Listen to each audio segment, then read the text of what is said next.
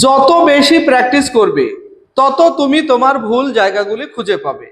আর ভুল জায়গাগুলিকে মেরামত করতে পারলেই তাহলেই ফাইনালে ভালো একটা রেজাল্ট করা যাবে। তাই দরকার প্রচুর প্রচুর প্র্যাকটিস, প্রচুর পরিমাণে প্র্যাকটিস করো। আমি তোমাদের প্র্যাকটিস দিচ্ছি, তোমাদের মডেল সেট দিচ্ছি, তোমরা মক টেস্টগুলি করো। দেখো, আমরা আজকে উচ্চ মাধ্যমিক থার্ড সেমিস্টার 2026-27 দর্শন মক টেস্ট রায়মার্টিন থেকে নেওয়া হয়েছে। ফুল মার্কস 40 হবে, সেট নাম্বার হলো 4। আর তোমার স্কোর জেনে নাও। এই মক টেস্টটা দিয়ে তুমি কটা প্রশ্ন নিজে থেকে পারছো সেটা জানতে পারবে। তাহলে তুমি কত পেতে পারো তার স্কোরটাও তুমি জেনে নিতে পারবে।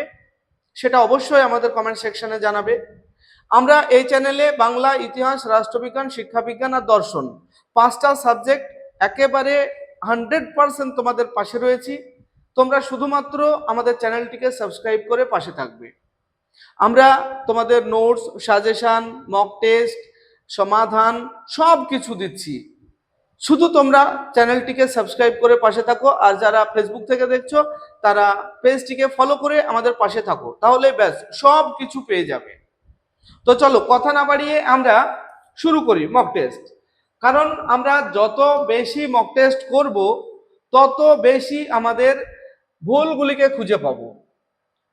আমাদের মক টেস্ট করার মূল লক্ষ্যই হলো ভুলগুলি খুঁজে বার করা এবং সেই ভুলগুলিকে নোটস করে রাখবে আর সেগুলিকে বারবার রিভিশন করবে। ফাইনাল পরীক্ষায় দেখবে 40-এ 40 আমাদের টার্গেট অবশ্যই পেতে হবে। প্রথম প্রশ্ন, আধুনিক রাষ্ট্রে আইনের প্রত্যক্ষ ও সর্বপ্রথম উৎস হলো। আর একটা কি, এখানে উত্তরগুলিও আমি বলে যাচ্ছি সঙ্গে সঙ্গেই।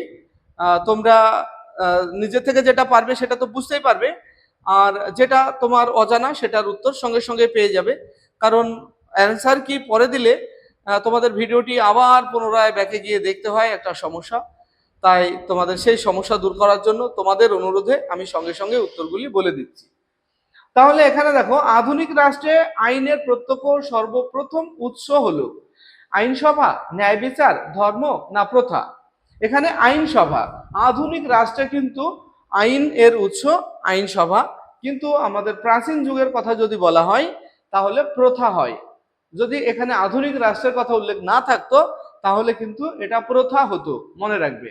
রাষ্ট্র হলো সমাজের সর্বোচ্চ নিয়ামক সংগঠন। এটি কার মত? Gisbert, Ginsberg, MacIver, page. এটি গিসবার্টের মত। পরের প্রশ্ন, রাষ্ট্র হলো শ্রেণী শোষণের যন্ত্র। একথা কে বলেছেন? অত্যন্ত অত্যন্ত গুরুত্বপূর্ণ। এটি কার্ল মার্কস বলেছেন। এটা খুবই গুরুত্বপূর্ণ, লাইনটা মনে রাখবে, এটা কার্ল মার্কস বলেছেন।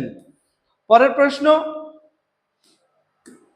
4, সংঘ হলো এমন এক জনগোষ্ঠী যেখানে একটি বা কয়েকটি উদ্দেশ্য সাধনের জন্য সদস্যরা মিলিত হয়।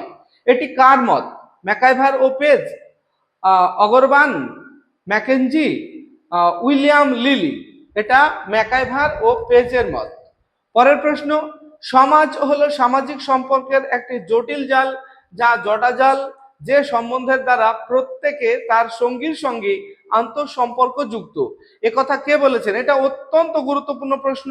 এই কথা কিন্তু গিসবার্ট বলেছেন, এটা মনে রাখবে, এটা গিসবার্ট বলেছেন। পরের প্রশ্ন দেখবো আমরা 6 নম্বর।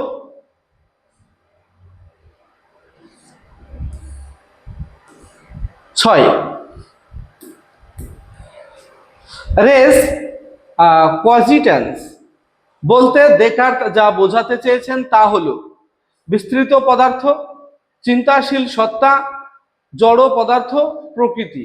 অপশন বি, চিন্তাশীল সত্তা। 7, কি কারণে হিউম দ্রব্যের ধারণাকে মানেন না বা অস্বীকার করেন? এটি যুক্তিহীন, এটি অভিজ্ঞতালব্ধ নয়, এটি ঈশ্বর বিরোধী, এটি ভাষাগত ভ্রম। না, একজন অভিজ্ঞতাবাদী দার্শনিক হিসাবে কার্যকারণ এর ধারণাকে হিউম মানেননি, কারণ এটি অভিজ্ঞতায় পাওয়া যায় না, এটি অভিজ্ঞতালব্ধ নয়। পরে বার্কলের মতে বাহ্যিক স্থায়ী বস্তুগুলোর স্থায়িত্ব নিশ্চিত হয় মানুষের মন দ্বারা, অপরিহার্য ধারণার দ্বারা, ঈশ্বরের অবিরাম উপলব্ধি বা প্রত্যক্ষ দ্বারা। এটা অপশন সি হবে। আচ্ছা, ডি এ আছে আর একটা, ভাষার মাধ্যমে। না, এটা অপশন সি সঠিক হবে, কারণ বার্কলে একজন অভিজ্ঞতাবাদী হয়েও সব শেষে ঈশ্বরকে মেনে নিয়েছেন এবং তিনি সবকিছু প্রত্যক্ষ করছেন, এটা বলেছেন। আমরা দেখলাম ৮, এবার দেখব ৯। ৯ স্তম্ভ রয়েছে একটা, একটু ছোট করে দিই, না হলে অপশনগুলি সব দেখা যাচ্ছে না। আচ্ছা, দেখো বাঁদিকে রয়েছে meditation on first philosophy, ethics, an essay concerning human understanding, a treatise of human nature. ডান দিকে Hume, Locke, Descartes, Spinoza. Meditation on first philosophy অত্যন্ত গুরুত্বপূর্ণ, এটা হলো দেকার্তের। তাহলে একের সঙ্গে সি এর যদি ম্যাচ করে আমরা দেখি, একের সঙ্গে এ এর ম্যাচ আছে, প্রথমটায় হবে না। একের সঙ্গে সি এর ম্যাচ, এটা হতে পারে। একের সঙ্গে বি এর ম্যাচ, এটা হবে না। একের সঙ্গে ডি এর ম্যাচ, এটাও হবে না। তাহলে একটা ম্যাচ করেই আমরা বলে দিলাম যে তিনটে বাদ, অর্থাৎ বি অপশন সঠিক হবে। ম্যাচগুলি করে দেখবে, একদম মিলে যাবে। বি অপশন সঠিক। এইভাবে যেগুলি হবে না, কনফার্ম যেটা জানবে সেটা ম্যাচ করে নেবে, তারপর বাদ দেবে, যেগুলি হবে না সেগুলিকে বাদ দেবে। পরে একটা প্রশ্ন রয়েছে, দেখো, দ্রব্য হলো সামান্য ও বিশেষের সমন্বয়, কথা বলেছেন। প্রত্যেকটা সেটেই আমরা এই প্রশ্নটা দেখছি। দ্রব্য হলো সামান্য ও বিশেষের সমন্বয়, আর দ্রব্য হলো সামান্যের ধারণা। এই দুটোর মধ্যে একটা প্রশ্ন কিন্তু আমরা প্রায় প্রত্যেকটা সেটেই দেখছি। মনে রাখবে, সামান্য ও বিশেষ কথাটা যখনই আসবে তখন অ্যারিস্টটল, আর শুধু সামান্যের কথা যখন আসবে তখন প্লেটো। তাহলে এখানে অ্যারিস্টটল, বি। নিম্নলিখিত বাক্যগুলির সত্য মিথ্যা যাচাই করো, দিয়ে নিচের বিকল্প বাছাই করতে হবে। রামানুজের মতবাদের নাম শুদ্ধাদ্বৈতবাদ। শুদ্ধাদ্বৈতবাদ হলো কেবলাদ্বৈতবাদের আরেকটা নাম, তাহলে এটা মিথ্যা। রামানুজের মতবাদ তো আর শঙ্করাচার্যের মতবাদ না, তাহলে এটা মিথ্যা। আচ্ছা, আমরা ১ নম্বরটাকে মিথ্যা যদি ধরি, তাহলে ১ মিথ্যা, কিন্তু মাঝের দুটোতে আছে, এ আর ডি এ কিন্তু নেই, তাহলে এ আর ডি বাদ। এবার আমরা ২ নম্বরটা দেখি, শঙ্করাচার্যের মতবাদের নাম কেবলাদ্বৈতবাদ। হ্যাঁ, শঙ্করাচার্যের মতবাদের নাম কেবলাদ্বৈতবাদ আমরা জানি, আর রামানুজের মতবাদের নাম হলো বিশিষ্টাদ্বৈতবাদ। তাহলে এখানে সত্য, তাহলে ২ নম্বরেরটা আমরা সত্য পেলাম। এখন এইখানে আমরা বি আর সি এর মধ্যে বিচার করব, ২ এ সত্য আছে, এখানেও সত্য আছে, তার মানে আমরা সিদ্ধান্তে আসতে পারলাম না। ৩ নম্বরে দেখব, মাধবাচার্যের মতবাদের নাম দ্বৈতাদ্বৈতবাদ। না, মাধবাচার্যের মতবাদের নাম তো দ্বৈতবাদ, তাহলে এটা মিথ্যা। এটা যদি মিথ্যা হয়, আমরা এবার ৩ নম্বর দেখব, বি আর সি এর মধ্যে মিথ্যা সি এ বলা আছে, তাহলে বি এরটা হবে না, সি অপশন সঠিক হবে। এইভাবে আমরা এর সত্য মিথ্যাগুলি নির্ণয় করব। এরপর দেখো ১২ নম্বর প্রশ্ন, বেদের ৪টি অংশের সঠিক ক্রমটি হলো। বেদের ৪টে অংশ আমরা জানি, সংহিতা, ব্রাহ্মণ, আরণ্যক আর উপনিষদ। সংহিতা, ব্রাহ্মণ, আরণ্যক, উপনিষদ, এই হলো ৪টে। পরপর নামগুলিও মনে রাখবে, বেদের ৪টে অংশের নাম।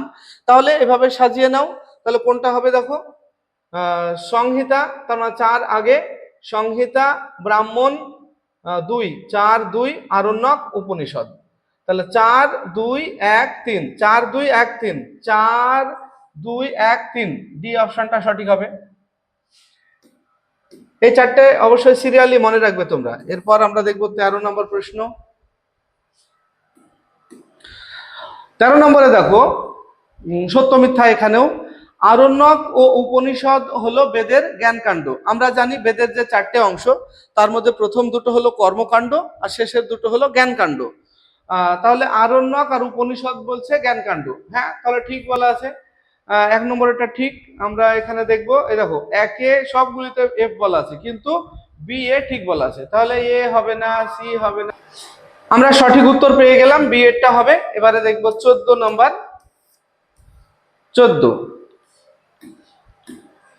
১৪ দেখো, বিবৃতি ১, শঙ্করাচার্যের মতে ব্রহ্ম সকল প্রকার ভেদ রহিত। শঙ্করাচার্যের মতে কি ব্রহ্মের তো কোনো ভেদ নেই, সকল প্রকার ভেদ রহিত, তাহলে ঠিক এটা। আর তারপরে রামানুজ ব্রহ্মের চিত ও অচিত রূপ স্বগত ভেদ স্বীকার করেছেন। হ্যাঁ, রামানুজ এটা স্বীকার করেছেন। তাহলে দুজনের বক্তব্য বিষয় কিন্তু সম্পূর্ণ আলাদা। দুটো বিবৃতি ঠিক, কিন্তু দুটো বিবৃতির বিষয়বস্তু সম্পূর্ণ বিরুদ্ধ। তাহলে বিবৃতি কোনটা হবে? 2 ও বিবৃতি 1 এর বিরোধী। দুটোর বিরোধী না, আচ্ছা, দুটোই সত্য কিন্তু বিরোধী। এখানে কি বলা আছে? 2 এর বিবৃতি 1 এর কারণ হবে না, এটা সত্য কিন্তু এটা মিথ্যা, এটাও হবে না। বিবৃতি সত্য একে অপরের উপর নির্ভরশীল নয়, এটাও হবে না। এই এরটাই হবে। বিবৃতি 2 বিবৃতি এ এর বিরোধী। দুটোই সত্য কিন্তু দুটো পরস্পর বিরোধী। এরপর দেখো 15 নাম্বার, শঙ্করাচার্যের মতানুযায়ী কোন ডায়াগ্রামটি সঠিক? এখানে 4টে ডায়াগ্রাম তোমরা দেখতে পাচ্ছ। এর মধ্যে কিন্তু সঠিক ডায়াগ্রাম হলো এই 2 নম্বরেরটা, অর্থাৎ বি অপশন। এখানে বি অপশনটা সঠিক হবে। কারণ হলো শঙ্করাচার্য কি বলেছেন? ব্রহ্ম আর জীব দুটো একই জিনিস, সমান সমান। যে ব্রহ্ম সেই জীব, শুধু মায়ার দ্বারা আমরা ব্রহ্মকে জীব রূপে দেখি বা জগৎ রূপে দেখি। তাই বি অপশনটা সঠিক হবে। পরে, রাষ্ট্র গঠনের প্রথম ও অপরিহার্য উপাদান হলো, রাষ্ট্র গঠনের প্রথম 4টে উপাদান, তার মধ্যে প্রথম এবং অপরিহার্য হলো জনসমষ্টি। ইনস্টিটিউশন শব্দটি কোন ল্যাটিন শব্দ থেকে উদ্ভূত হয়েছে? এটা ইনস্টিটিউ, তারপরে আছে ইনস্টিটিউটিও, এটা হবে বি নম্বর, এটা হবে বি নম্বরটা সঠিক হবে, ইনস্টিটিউটিও।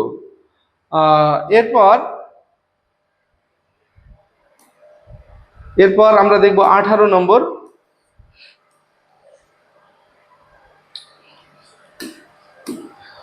দেখো, সাম্য, মৈত্রী এবং স্বাধীনতা হলো সমাজতন্ত্রের ভিত্তি, রাষ্ট্রতন্ত্রের ভিত্তি, গণতন্ত্রের ভিত্তি, সমাজের ভিত্তি।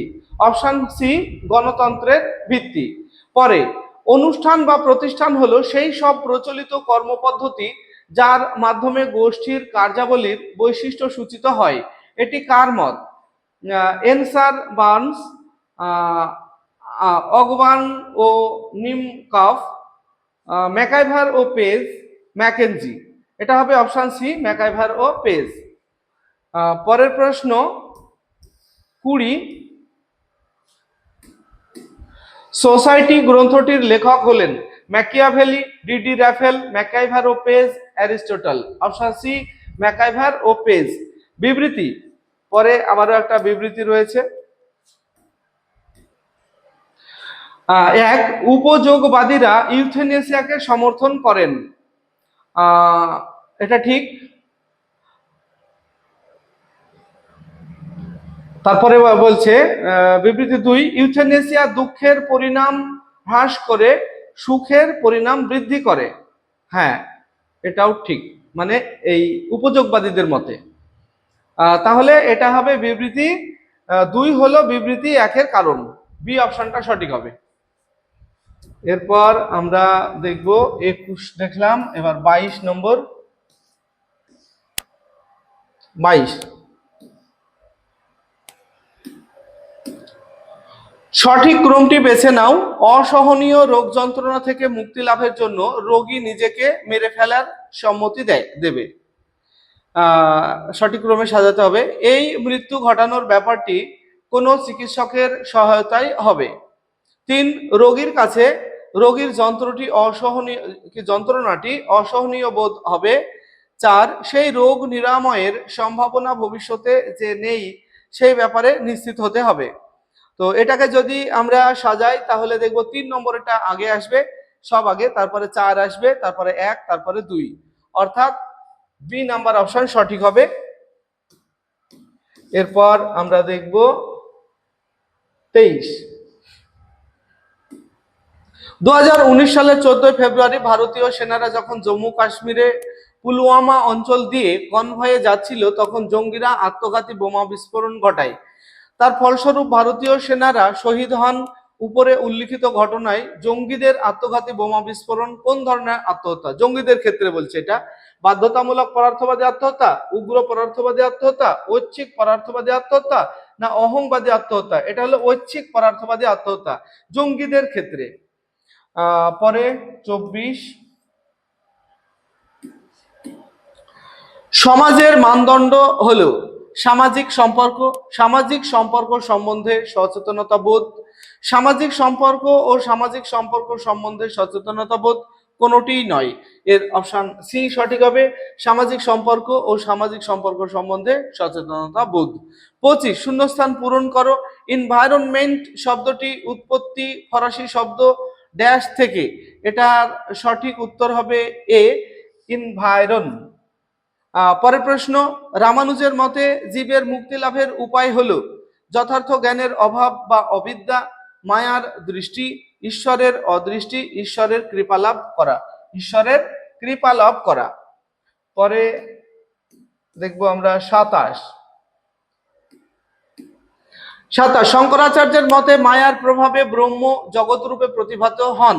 অবিদ্যা বা মায়ার দুটি শক্তি, আবরণ ও বিক্ষেপণ।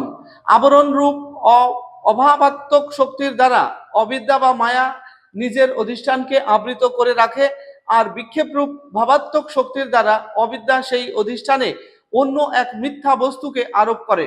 শঙ্করাচার্যের মতে মায়ার যে শক্তি, এটা মনে রাখবে, মায়ার যে শক্তির কারণে এক ব্রহ্মের স্থলে বহু বস্তু দৃষ্ট হয় সেটি বিক্ষেপ, মানে যেটা অন্য রূপে প্রকাশ করছে। কি? আবরণ শক্তি, বিক্ষেপ শক্তি, প্রতিরূপ শক্তি, অনুরূপ শক্তি। এটা হলো বিক্ষেপ শক্তি। যেটা ঢেকে দেয় সেটা আবরণ শক্তি, এটা মনে রাখবে। আর যেটা প্রকাশ করে সেটা হলো বিক্ষেপ শক্তি। পরে অদ্বৈত মতে মুক্তি হলো মায়া সাক্ষাৎকার, ব্রহ্ম সাক্ষাৎকার বা ব্রহ্মোপলব্ধি। এটা বিয়েটা সঠিক হবে, ব্রহ্ম সাক্ষাৎকার বা ব্রহ্মোপলব্ধি। 29, বিশুদ্ধ সামান্য বা জাতি দ্রব্য নয়, এই উক্তিটি করেছেন ব্র্যাডলি, কান্ট, অ্যারিস্টটল, হেগেল। এটা বিশুদ্ধ বা সামান্য জাতিকে দ্রব্য বলেছেন কিন্তু প্লেটো, অ্যারিস্টটল কিন্তু সেটাকে অস্বীকার করেছেন। দিয়ে অ্যারিস্টটল কি বলেছেন? দ্রব্য হলো সামান্য ও বিশেষের সমন্বয়, শুধু সামান্যের না। শুধু সামান্য কথাটা প্লেটো বলেছেন, কিন্তু এটা অস্বীকার করেছেন অ্যারিস্টটল। পরে 30, মুখ্য অর্থে দ্রব্য বলতে অ্যারিস্টটল বোঝান জাতি, সারধর্ম, আধার, বিশিষ্ট মূর্ত বস্তু। অপশন ডি, বিশিষ্ট মূর্ত বস্তু। 31, আত্মহত্যাকে কে ক্ষমার অযোগ্য অপরাধ বলে উল্লেখ করেছেন? এটা সেন্ট অগাস্টিন এই কথাটা বলেছেন, সেন্ট অগাস্টিন। এরপর আমরা দেখব 32 নম্বর প্রশ্ন। 32, আত্মহত্যার ইংরেজি প্রতিশব্দ কোন শব্দ থেকে এসেছে? গ্রিক, আমেরিকান, ল্যাটিন, ফরাসি? Latin. The metaphysics of moral গ্রন্থটির রচয়িতা কোন দার্শনিক? Albert Camus, Sigmund Freud, Immanuel Kant? এটা ইমানুয়েল কান্ট। পরে 34, মানুষের সঙ্গে প্রকৃতির ক্রিয়া প্রতিক্রিয়া নিয়ে আলোচনা করে। এটা পরিবেশ নীতিবিদ্যা। অপশন ডি, পরিবেশ নীতিবিদ্যা। পরে 35, হোমিওস্ট্যাটিস্টিক ব্যবস্থা অনুসারে পরিবেশ সর্বোচ্চ সীমা পর্যন্ত নিজের ক্ষতিপূরণ করতে সক্ষম, পরিবেশ নির্দিষ্ট সীমা পর্যন্ত নিজের ক্ষতিপূরণ করতে সক্ষম। এটা অপশন বি। পরে 36, জড় ও মন হলো সাপেক্ষ দ্রব্য, এটি বলেছেন লক, দেকার্ত, অ্যারিস্টটল, হিউম। জড় ও মন সাপেক্ষ দ্রব্য, এটা দেকার্ত বলেছেন।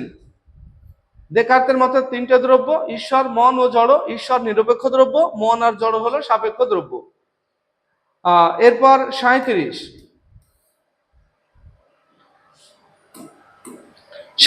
বিবৃতি রয়েছে, হিউমের মতে কার্যের সঙ্গে কারণের কোনো আবশ্যিক বা অনিবার্য সম্বন্ধ নেই। হ্যাঁ ঠিক, কারণ হিউমের মতে আবশ্যিক বা অনিবার্য সম্বন্ধের কোনো মুদ্রণ আমাদের হয় না। এর ব্যাখ্যাটাও ঠিক, দুটোই ঠিক। তাহলে এর সঠিক উত্তর হবে এ অপশন।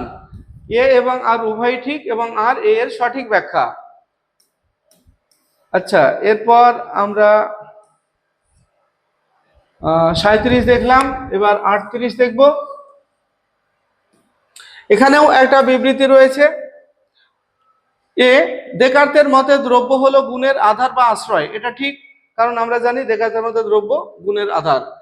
আর কারণ বিশুদ্ধ বুদ্ধির স্বচ্ছ আলোকে আমরা স্পষ্ট ও বিবিক্ত ভাবে জানতে পারি যে গুণ কখনো নিরলম্ব অবস্থায় থাকতে পারে না। এটাও ঠিক, তাহলে এর ব্যাখ্যাটাও ঠিক, অতএব এই অপশনটা সঠিক হবে। এরপর আমরা দেখব একটা স্তম্ভ রয়েছে, বাঁদিকে রয়েছে কার্তেজীয় দ্বৈতবাদ, দেহ মনের সমান্তরালবাদ, উপলক্ষবাদ, দ্বিভঙ্গিবাদ। ডান দিকে Spinoza, Rene Descartes, Nicolas Malebranche, Leibniz. কার্তেজীয় দ্বৈতবাদ এটা হলো রেনে দেকার্তের। তাহলে এক যদি বি হয়, তাহলে আমরা দেখে নিই এক বি, প্রথমটা হবে না, ডি আছে এটাও হবে না, সি আছে এটাও হবে না, শেষেরটা হবে, একে বি বলা আছে, তাহলে ডি ডি এর অপশনটা সঠিক হবে। এরপর আমরা দেখব 40 নম্বর প্রশ্ন, বুদ্ধিবাদী দার্শনিকদের মত অনুযায়ী কার্য ও কারণের মধ্যে সম্পর্কটি নিম্নোক্ত কোন ডায়াগ্রামের অনুরূপ? বুদ্ধিবাদী দার্শনিকদের মতে কারণ ও কার্যের মধ্যে যে সম্বন্ধ সেটা হলো আবশ্যিক সম্পর্ক বা অনিবার্য সম্পর্ক। তো কারণ ও কার্যের মধ্যে অনিবার্য সম্পর্ক এবং কারণের মধ্যে কার্য অবস্থান করে, তাহলে কারণ এর মধ্যে কার্য যদি হয় তাহলে এই ডায়াগ্রামটাই সঠিক হবে। এটা এটা কারণ কার্য দুটো আলাদা, কার্য সতত, কার্যের মধ্যে কারণ হবে না, তাহলে এটা হবে, অর্থাৎ এ অপশনটা সঠিক হবে। এই হলো আমাদের দর্শনের একটা মক টেস্ট। এই প্রশ্ন থেকে কটা প্রশ্ন তোমার জানা ছিল সেটা অবশ্যই কমেন্ট সেকশনে জানাবে। ভিডিওটি ভালো লাগলে লাইক, কমেন্ট এবং বন্ধুদের শেয়ার করবে। আসছি পরবর্তী ভিডিও নিয়ে, সে পর্যন্ত সবাই ভালো থাকবে, সুস্থ থাকবে। ভিডিওটি শেষ পর্যন্ত দেখার জন্য ধন্যবাদ।